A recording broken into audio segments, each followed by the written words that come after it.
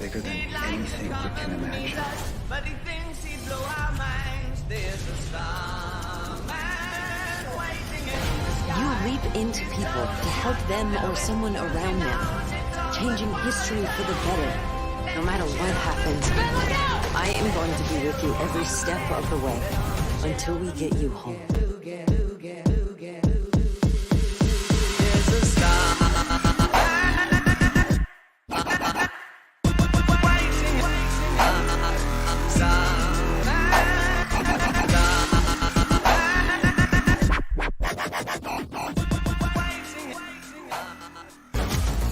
What do I do? What do? You're the getaway man! Get us away, man! You can do this, all right? Put it in first and punch him. You have 2 cop cars on his hill. You need to lose them.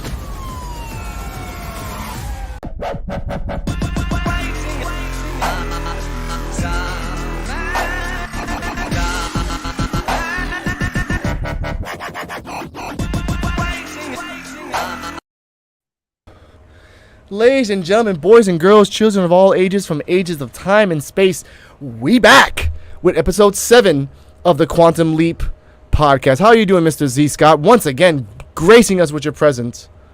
Pretty good. This time I have my camera stationary, where I accidentally focus light off. Hey, having fun. I love having fun with you. Ladies and gentlemen, we are right now episode 7 and Ye of Little Faith. Now, Mr. Scott, initial thoughts, spoiler free, of what you thought of this episode.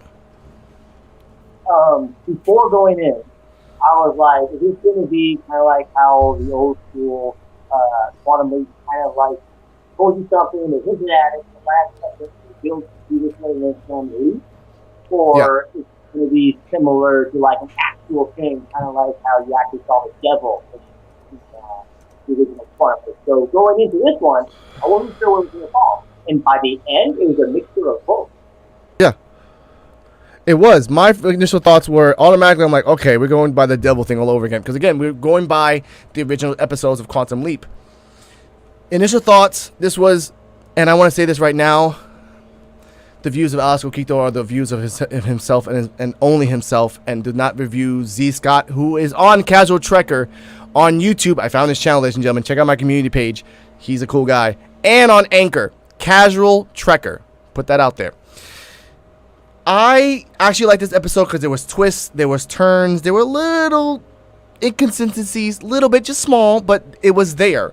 And it was a great episode with another shocking ending. Another one, ladies and gentlemen. So let's go breakdown by breakdown. Again, I'm going to give a general view of what we saw today. Now, Ben gets sent back to 1934. Specifically after the Great Depression has just started.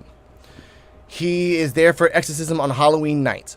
Now, Ziggy tells him that he has an 89% chance to stop the exorcism because the daughter, who is the one that got possessed, named Daisy, will die at 12:06. At the same time, Addison gets kicked out of the program while he's getting in. So, therefore, this is a Addison-less episode. It's all Ben. Addison does pop out a couple times. Magic does not pop out at all. Jen pops out once. Ian pops out twice.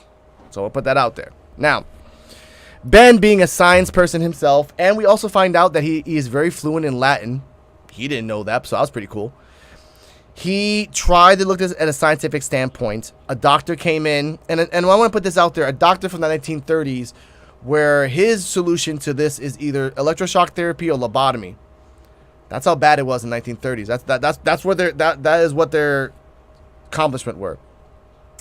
Ben starts hallucinating things. The woman is speaking in different tongues. The maid puts a fish under the bed. And in the end result, things get revealed and a little bit of stuff happens. But let's break it down little by little bit. What was your thoughts on Ben's journey from the beginning to the end of the episode of him being a scientist more than anything else? I thought what he was saying was sound, but what he was doing sometimes. Kind of felt like if I'm trying to investigate something, I'm going to be where I'm supposed to investigate it at. Like I said in my podcast the other day, if I'm trying to investigate why a tree fell out of my yard, I'm going to be at that spot. I'm not going to be anywhere else. Yeah. So he was kind of away a little bit, and that led to the course for how we know he was being, how that side of it was being done. I don't want to spoil it on Okay. the last realm to happen. But then he started to go a little bit more, well, what would he do? And then eventually, through subconscious, he came to the realization and then it came to an episode of True, which came to a really great finale Yep. to that scene. It was. So, that being said, let's break down the characters. There is the woman that's possessed, Daisy, the mom, the brother-in-law, Percival, the husband, who lost everything, and the Tessa, the Contessa. Throughout the episode, we see that the husband is very sad because she lost all the money. Percival is like, I sell encyclopedias door to door. I sell and I get lonely housewives. So you're like, all right, cool for you. You're getting some in the 1930s. Fine. You know, chlamydia and things weren't really that known that day. That's fine. When I saw the episode, I thought the person that did all this was the maid, right? From the beginning, up until the halfway point. And then when you find out that she is very Jewish, and this is before World War I, World War II, around that time. So I was like, oh shit, this is very talking about the Divik, an ancient Jewish monster and everything like that. So I was like, oh, is it a Divik? Like, are they really going specifically into demons? Like, it's not just the devil, it's like a specific demon that's doing it. That's pretty cool if they did that. But again, we go on a little bit more. The doctor loses faith in his medicine and gets more faith in religion. So that was pretty cool. The part that I liked, which, by the way, the Quantum Leap podcast, and I love you guys for being a podcast, but you guys have missed the ball in this many a times. And you bring this up in the comments. When Ben got there to the entrance and went inside the room and talked to the woman, and then he saw hallucinations, and then the title screen came in, like, oh, hell no. You bring up a good point that he could have been, something could have happened to him on the way there, which made him hallucinate. Again, Ben is still under the assumption that this is all not scientific, but there has to be a rational explanation. And I did like where the doctor's like, you learned that from the Vatican? He's like, yes, I did learn that. I'm like, no, you didn't. You didn't learn that from the Vatican. Stop lying. All right. Anyway, later on, the plot unfolds. The plot breaks, and I do like. But let's go to the B plot for a second. The A plot's pretty good. The B plot is that Ian has been kicked out of the system and has cat ears, and he had an emergency. I think it was a good line. I don't care about you, the Quantum Leap podcast. It was cringe for you, but it was a cool, funny line for me. I want to say that. Addison is telling him, I got to get back in. They did not say the date of the jump, Scott. They didn't. It was only after the fact that Ian went to a Reddit post, which, again, Reddit works in Quantum Leap times, and freaking put the date. That's when we knew what was going to happen. So I did like that. At the end, and at the B part, that was it. Addison talked to Jen. Jen's like, you know what? You'll find happiness, blah, blah, blah. It wasn't that great. Jen was there just for support for a second, and that's it. Ian also bring up the fact that Sam did openly and canon say that he thought that God was controlling the machine. They finally said it out loud. It was an offhand remark, but it was still a remark. So that means in Sam's eyes, he probably thought it was the devil. Again, a lot of speculation. We don't know if it was the devil. We don't know. Whatever. Doesn't matter. We're in the now. Ben gets hit in the head, but before that, the Contessa dies. And for some weird reason, she gets thrown up on an armoire. And I saw this. What were your thoughts on seeing that, Scott? Because that blew me away, honestly. I thought that, I'm like, okay, wow, what's going on here? Because you got to think of this, inside of that moment, if there is somebody inside with her doing all this stuff, they have to worry about who's walking on them. Once someone's walking on them, the whole entire room is gone. Yep. You got to remember who was with them by the door. Yep. Which is the girl's mom.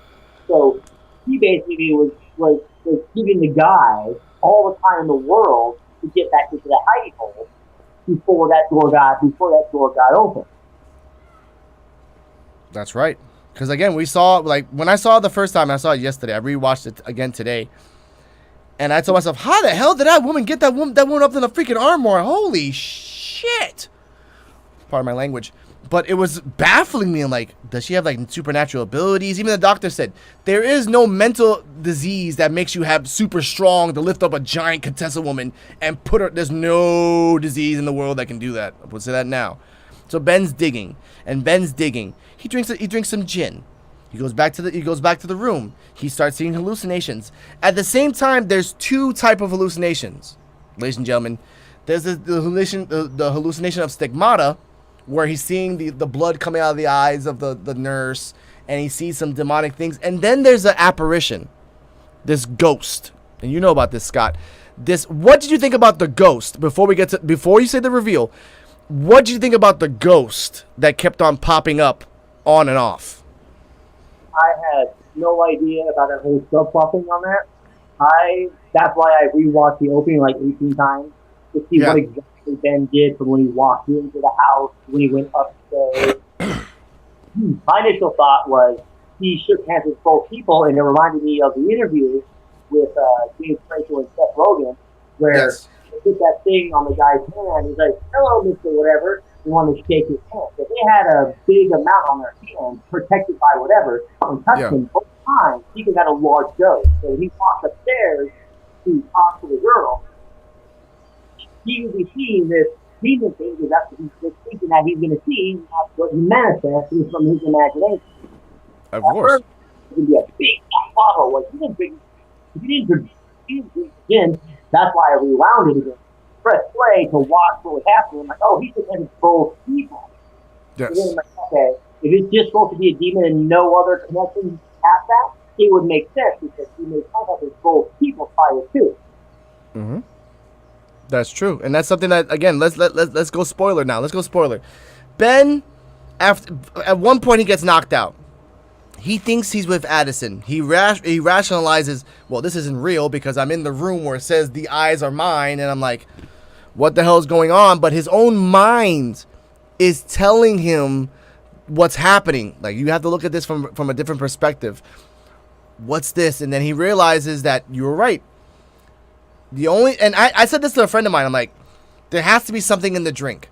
There has to be something in the drink or something in something that he touched something in order for it to happen. I've seen enough psychological thrillers to figure that out. And sure enough, he deduces that the gin and the soup were mixed with gypsum weed. Gypsum weed is a very powerful drug that in small doses can give you migraines, insomnia, and hallucinations. But in large doses in a long period of time, it will kill you. Ben realizes that someone in the family it's not an exorcism at all. It's a planned murder. So him, the nurse, and Daisy conceive a plan. They call in everybody. Well, Daisy's dead. Call the constable. Constable came in like that. All right, what's going on? All right, well, I feel the spirit. And the way Ben did it, it reminded me of the show Psych, where the guy was just like, oh, I'm a psychic, I can understand things, and he was just playing along with it. And I did like where the nurse gasped, like, oh, I'm like, you're fake gasping in a show that you're trying to play a person. I'm like, that's like third level shit right there. That's pretty badass. I'll give you that to the nurse. Shout out to that. The body gets up and points. And Percival, which we find out is the reason that they're dying, I mean, the reason that she was poisoned, the reason that she tried to kill him, was the fact that Contessa made a new will after the depression. Contessa left all the money to the daughter. She did not want to give the money to the son. She wasn't going to give the money to Percival. Like, Percival's doing fine by himself. And he's like, I don't want your money. And the Contessa says, fine, I won't write you in the will. Daisy is the sole beneficiary. That's fine. And she just turned 18. From her 18th birthday till now, she was seeing hallucinations. We find out that it was poison. The twist that got me in the ass was that it wasn't just Percival. It was her own mother. Her own mother and Percival doing a little scissoring, shout out to the acclaimed, and doing a tryst. And the mother was going to kill her own daughter because she wanted to be an actress in the 30s. Which, ladies and gentlemen, spoiler alert, no one remembers any of them. So, And I did like how Daisy said, I forgive you. I forgive you. That's what I was taught to do. And then she went away. So what'd you think of the reveal and the twist? Because this was a twist. I'm going to put that out there. I thought that was definitely made the episode touchy. He was like, wow.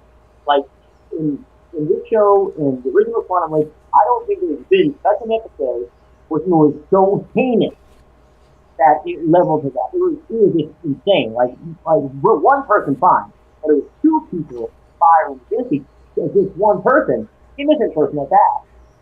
And it really makes you go, why did they make it a point to get the most accredited priest there? And I think it was in universe that if there was to be an investigation, the priest would have been able to say, I'm not a fake, I'm a real, look at all his accolades. And so in the 30s, it might have been swept under the rug. It's kind of like the Salem witch files, where it wasn't really based on a whole bunch of hard science. It was kind of just how they felt at the moment, and then years later you go back and go, oh, what was going on there? Like how they have all these things where people are apologized to decades after the fact now. It's similar to that. So I was like, oh man. I will say this, because I want to know how Daisy knew where the guy was to point out. Because if I had a sheet on my head and he didn't really talk, I don't think at that point. How did he know? I'm thinking maybe Ben's like, type deal. Yeah. Sure. 45 degrees to the right. What? Yeah. Nothing. Jesus thing. Don't worry about that. So I get that, but that was good. At the end, we also find out that Daisy, after she inherits the money, Ben's like, well, who are you gonna give it the money to? Oh, there's this group next to my church that like wants to give money to people that help people with jobs. Oh, that's cool. What's the organization called? Oh, I think it's called Goodwill. Yeah, you do that. And he was smiling because, again, she's the origin of Goodwill. The basis. So I'm happy for that. Then, all right, everything's done. Everything's good. Addison, where the hell are you? I don't know where Addison is. And then that figure comes out of nowhere. That dark figure. And it starts glitching. By the way, that imaging chamber is a lot more advanced than the imaging chamber that they have in the thing, because that imaging chamber, that ghost that we saw pushed Ben to the floor. He didn't trip. He was pushed to the floor. And then we find out it's fucking Janice. Yo, I've been trying this whole time to get you, man. I'm just like, oh, I have to warn you. And they cut it. And then he gets leaped into Ben. And Ben's like, you know me? Come on, Ben, hurry. And he gets into a car, and then there's this youth school, and they run away, and he looks up in the mirror, and it's a 16-year-old chubby boy. I'm like, well, it's back to being young again. So, Mr. C. Scott, what did you think of the reveal that the ghost wasn't a ghost at all? The ghost was actually Janice interrupting the stream and trying to get in there the whole time. I didn't actually know about that until I was watching some other podcast person that I watched, two guys talk about stuff later. Yeah. I was like, that was the whole time. It wasn't exactly clear, because this could have been an hallucination from like a handshake and then that. There's a lot of stuff that could have explained. But because just like in the Boogeyman episode of Quantum Leap, with Alpha, he could fire all day. He wasn't necessarily there all the time, kind of bust through. He just couldn't get access to this snap. Yeah. It was directly clear that was her until, like, oh, it was yes, like, what, the whole time? Okay, that changes the narrative a tad little bit, but it also helps with coincidence, where the audience does like, oh, that's related to that, and him starting to talk to the demon somehow stop the signal with Al, or with Allison, and get her off. But in reality, it was Janet trying to get through to Ben. It had nothing at all to do with the situation at hand. And just to get back to the thing with Ian, I flipping love that line. That was beautiful. No one else would have said that line but Ian. Yep. And the whole Reddit thing, I thought that was a beautiful idea, because there's not a single episode of Quantum Leap, this one or the old one, where the change in the timeline is not known by people like Quantum Leap. Otherwise, it wouldn't have to do that Al or Allison were going to go into the movie chamber to talk to them about what the leap is. So, I think that the conceit is inside Quantum Leap, they don't forget. So the Reddit that they're on will become changed because it's no longer there. But the people that read it won't forget because to them it already happened. I'm guessing there's some sort of they're close to something that's causing distortion in the timeline where they're not being changed by it, at least not in the grand scale of not knowing. Like someone talked about the Titanic no longer sinking, which they then did. I think the smaller it is, the smaller the incursion, the less likely it's going to affect a lot of people outside of that, change their daily lives. Because Daisy living or dying doesn't really change anything at the project. It's not going to involve any life for the most part. So I think the Reddit thing was pretty cool because it gave us a little bit more than just Ziggy. And I think not to mention the fact that we saw that really creepy picture of the body in the back of the van. I knew they were going to do that when the camera guy walked up and took that picture. I don't know what that makes sense. But the whole episode overall was just really creepy. It had vibes of the portrait of Troy. We actually had Taylor Platt playing the lead girl, and then the John Rosario playing the mirror image that Sam saw.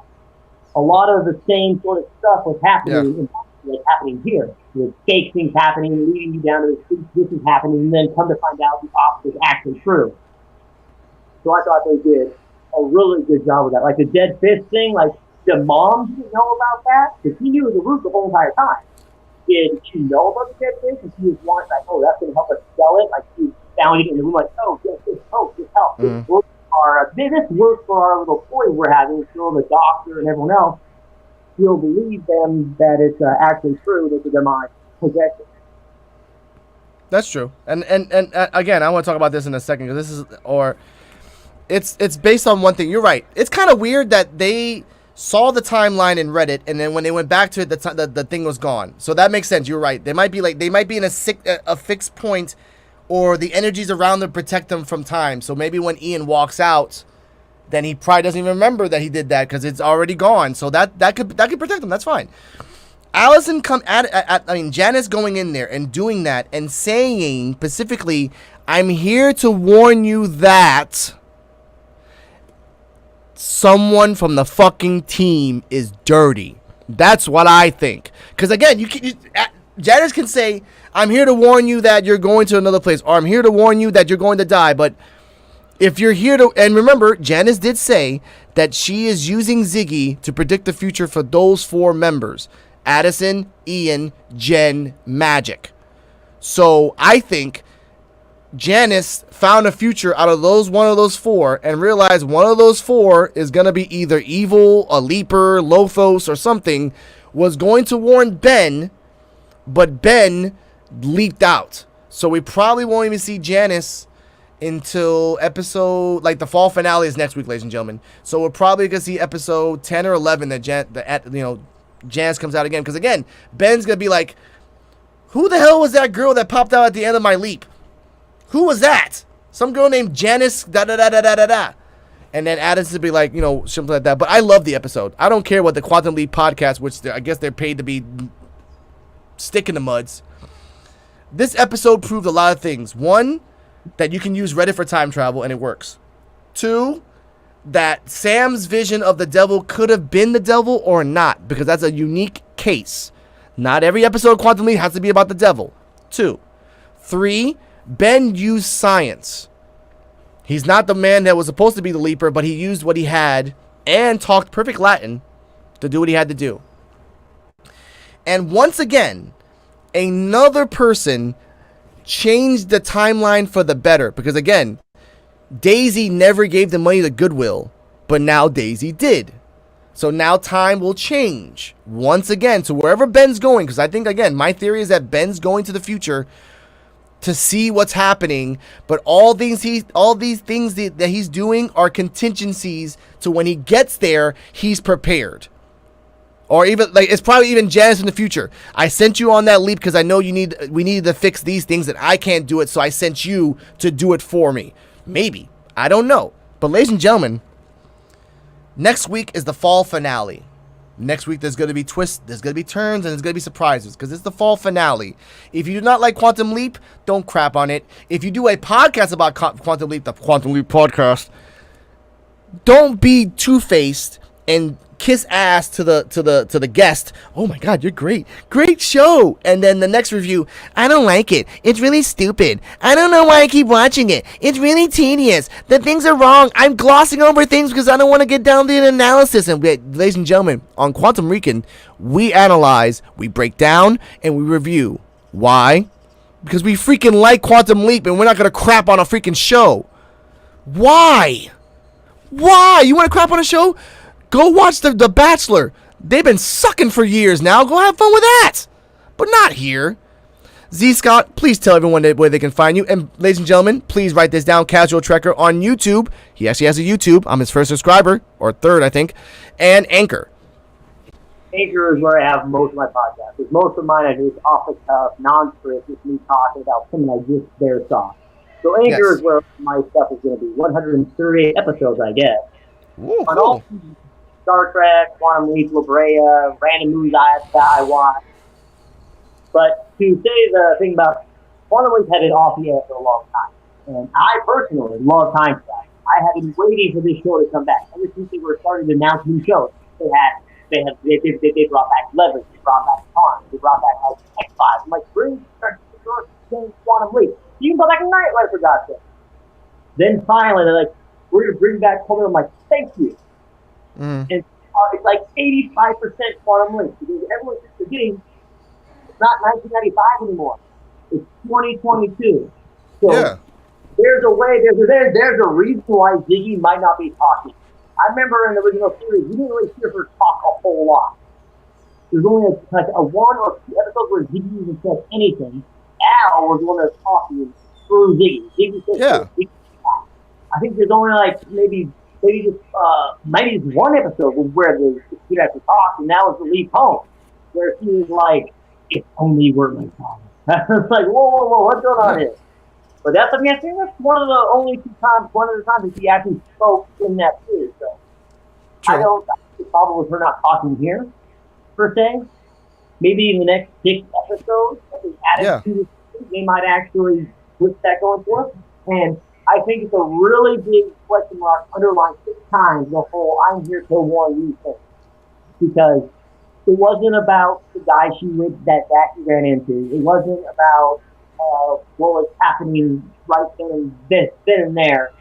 And then the code that he did was because of what she found. And when I rewatched the first episode, he was held by something. And I think that something is the reason why he left, and that's what he's trying to remind him of. So it's not like a new development.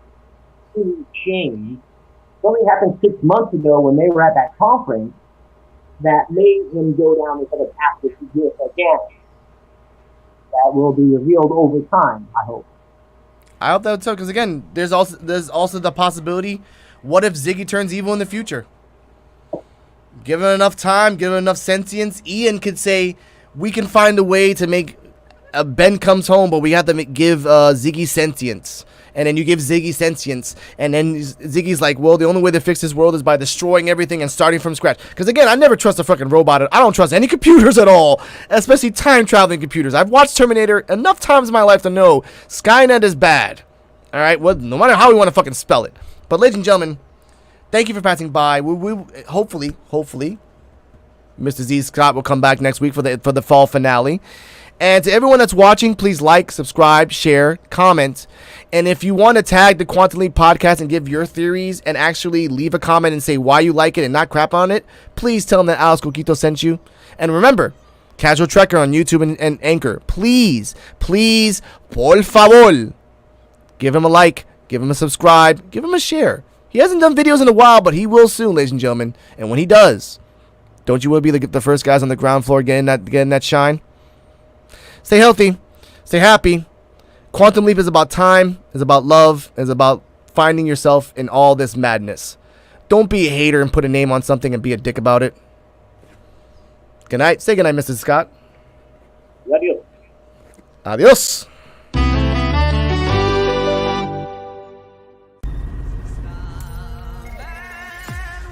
in the sky. bigger than anything we can imagine. But he thinks he'd blow our minds. There's a starman waiting in the sky. You leap into people to help them or someone around them, changing history for the better. No matter what happens, I am going to be with you every step of the way until we get you home. There's a star waiting,